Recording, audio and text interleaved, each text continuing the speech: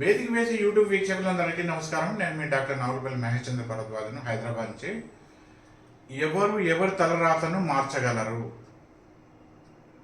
Impossible.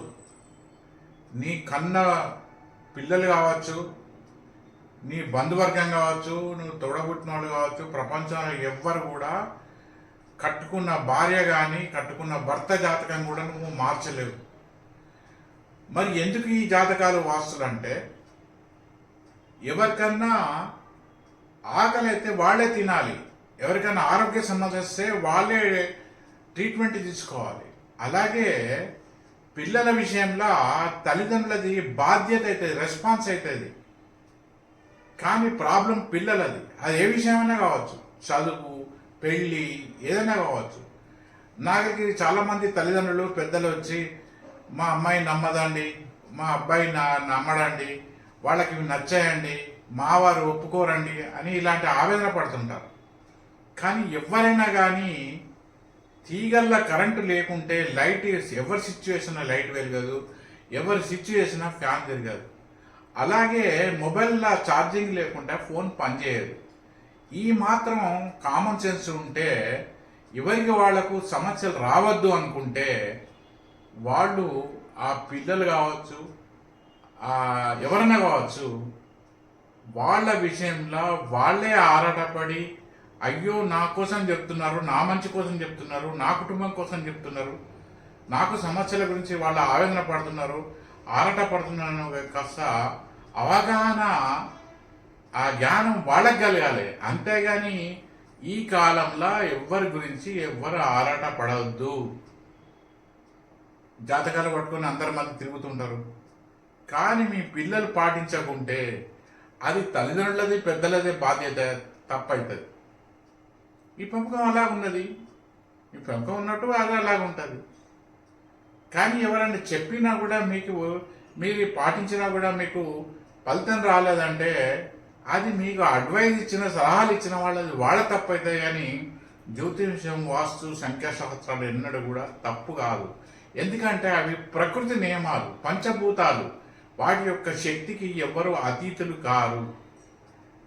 ఇప్పుడున్న పరిస్థితుల ప్రకారం, వాళ్ళు పుట్టి పెరిగిన పరిస్థితుల ప్రకారం ఆర్థిక ఇబ్బందులు లేకుండా, కష్టమంట లేకుండా పెరగడం వల్ల చాలామంది వీటిని నమ్మరు. కానీ నువ్వు నమ్మినా నమ్మకున్నా నిప్పు కాలుతుంది, కరెంటు షాక్ ఇస్తుంది.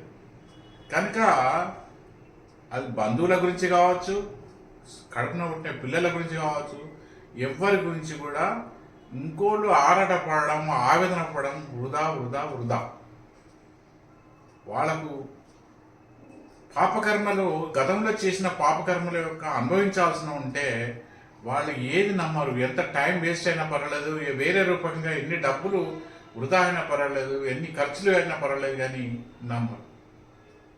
ఒక్కొక్కళ్ళకు చూసేదంటే నాకు ఎంత కోపం, ఆవేదన కలుగుతుందంటే, ఇది మన ధర్మంలో ఇది ఒక ప్రకృతికి సంబంధించిన విషయాలు. ఎవరు అతీతులు కాదు కదా. ఆ మాత్రం ఇంగిత జ్ఞానం లేని చదువులు ఎందుకు? కనుక కేవలం తల్లిదండ్రుల పిల్లలకు ఏదో వాళ్ళకు అవసరమైన భౌతికమైన వస్తువులు కొనియడం, వాళ్ళకి ఫీజులు కడితే సరిపోదు. కానీ అది పెళ్లి విషయం కావచ్చు, ఏ విషయం కావచ్చు, కొన్ని వాళ్ళు చేయాలి, కొన్ని తల్లిదండ్రులు పాటించాల్సి వస్తుంది.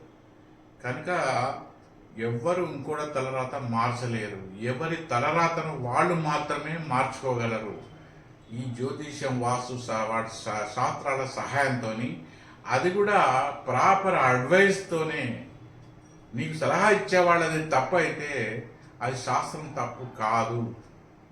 కనుక నీకు మంచి సరైన సలహా ఇచ్చేవాడు కావాలంటే, నువ్వు నిజంగా పాటించదలుచుకుంటే, మీ కులదైవాన్ని, మీ ఇష్టదైవాన్ని, మీ పితృదేవతలకు నమస్కారం చేసుకోండి. మీకు ప్రాపర్ అడ్వైజ్ ఇచ్చే సలహాదారులు కలుగుతారు, అవి పాటించండి. మీకు ఖచ్చితంగా రిజల్ట్ ఇస్తుంది. మీ యొక్క రెస్పాన్స్, బాధ్యత, టెన్షన్, ఆరాటం పోతుంది. అలాగే పిల్లల యొక్క జీవితం కూడా చాలా బాగుంటుంది. అంతేగాని మనం చెప్పినంత మాత్రాన వాళ్ళకు ఏదో చలనం వస్తుందని అనుకోవడం చాలా చాలా వృధా. మరోసారి చెప్తున్నారు, ఎవరి తలరాతను వాళ్ళే మార్చుకోగలరు కానీ ఎవరు కూడా తలరాతను మార్చలేరు. ఉంటాను. నమస్కారం, శుభాకాంక్షలు.